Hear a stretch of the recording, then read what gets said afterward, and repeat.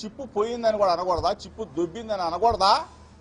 అంటే ప్రజాస్వామ్యంలో మీరైతే నరికేస్తాం, పొడి చేస్తాం, పాతరేస్తాం అని అసెంబ్లీ సాక్షిగా మీరు మా నాయకుడు జగన్మోహన్ రెడ్డి గారిని మాట్లాడితే తప్పు లేదు, కానీ అమ్మనాబూతులు మాట్లాడితే తప్పు లేదు, కానీ నేను మెదడు పోయిందా అంటే నా మీద అంటే పెట్రోల్ బాంబులు వేస్తారా?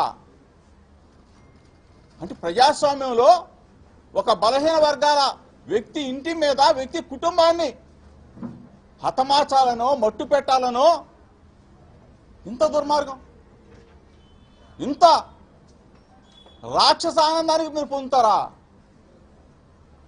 మా నాన్నగారు ఉన్నారు, నేనంటే ఈరోజు వాయిదా ఉంది కాబట్టి తంబడపల్లి నేను తిరుపతి వెళ్తా, మధ్యలో నాకు తెలిసింది నా భార్య బిడ్డలు పక్కకి వెళ్ళారు అంటే నన్ను నా కుటుంబాన్ని నాశనం చేయాలని చెప్పి చంద్రబాబు నాయుడు కొడుకు కంకణం కట్టుకున్నారని అడుగుతా ఉన్నా. ఏం తప్పు చేశామని అడుగుతా ఉన్నా. ప్రజాస్వామ్యంలో మేము మాట్లాడటం తప్ప అంటే బుర్ర నీకు పాడైపోయిందంటే నిజంగానే పాడైపోయింది.